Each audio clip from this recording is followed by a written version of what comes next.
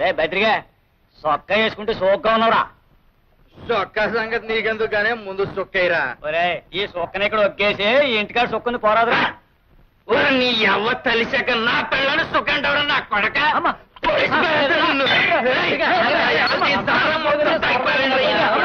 ఏమిటి యాది భద్రని పెళ్లి చేసుకుందా? అవునమ్మాయి గారు, ఆ యదవని ఎందుకు చేసుకున్నావు యాది అని అడిగితే, భద్రయ్య అందరి దృష్టిలో చెడ్డవాడైనా నా దృష్టిలో మంచివాడు, నేను చెప్పినట్టు వింటాడు, నా కోసం ప్రాణాలైనా ఇస్తానన్నాడని ఏదేదో పిచ్చి పిచ్చిగా మాట్లాడుతున్నా అమ్మాయి గారు.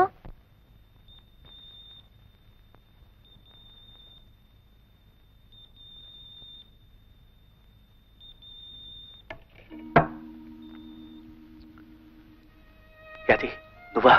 అన్నం తిని బావా. కొత్త పెళ్లి కూతురివి, ఇలా వచ్చావేంటి? కొత్త పెళ్లి కూతురునైనా నీకు పాత యాదినే బావా. నీకు తిండి ధ్యాసే ఉండదని నాకు తెలుసు బావా.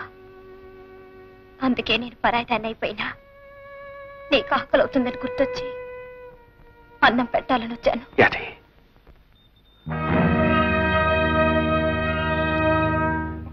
బావా, నీకు నా చేత్తో మొదటి ముద్ద పెట్టలేను. ఇప్పుడే కాదు, ఇక ఎప్పటికీ కూడా నేను పెట్టలేను.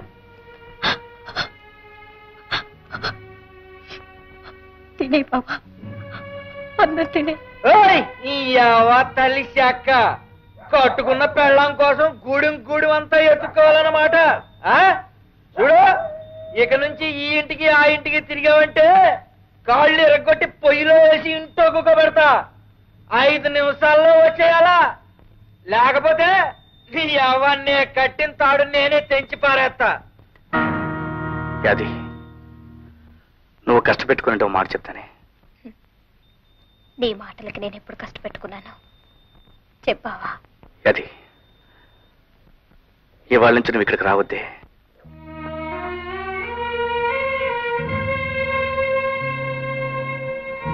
అవును యాది, ఆ భద్రయ్య ఒట్టు మూర్ఖుడు, మంచివాడు కాదు.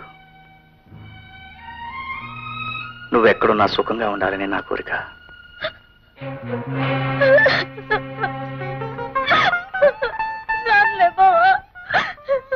ఎప్పటికైనా ఊరుకో యాది, ఊరుకో.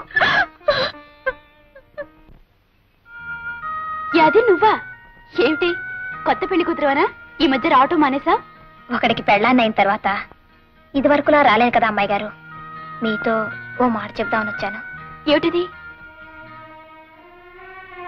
అమ్మాయి గారు, బావ 10 మంది గురించి ఆలోచిస్తాడే కాని తన గురించి తాను పట్టించుకోడు.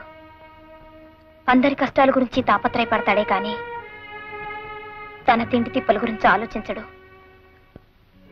నేనుంటే పోరి ఏళ్ళకింత తిండి తినిపించేదాన్ని, కానీ బావుకిప్పుడు నేను లేనుగా. కనుక బావుని జాగ్రత్తగా చూసుకోవాల్సిన బాధ్యత మీదే. చచ్చే, ఏమిటి అది? ఊరుకో. చూడు యాది, రాము మనకే కాదు అందరికీ కావాల్సిన వాడు. అటువంటి మనిషికి తోడుగా ఉంటాం, అతని కష్టసుఖాలు చూసుకోవటం ఒక అదృష్టం. ఇక నుంచి రాము బాధ్యతంతా నేనే చూసుకుంటాను. సంతోషం అమ్మాయి గారు, సంతోషం. బావుకి మీరు తోడుగా ఉండాలి. దీపం లాంటి బావుకి ఊపిరి లాంటి చౌరు మీరవ్వాలి. ఆ దీపం అందరి కోసం ఎలగాలి. వెళ్ళొస్తాను అమ్మాయి గారు, వెళ్ళొస్తాను. ఏంటి మళ్ళీ ఎప్పుడు వచ్చే ఊళ్ళోకి? ఏంటి అలా చూస్తున్నావు? నీ కళ్ళకి నేను అందంగా కనిపించడం లేదా? నీకేంటే బ్రహ్మాండంగా ఉన్నావు. అయితే ఇంకే, ఒక 5 రూపాయలు ఇచ్చేసి ఈ ఆటికి నన్ను కొనేసుకో. అయితే ఇదిగో 5.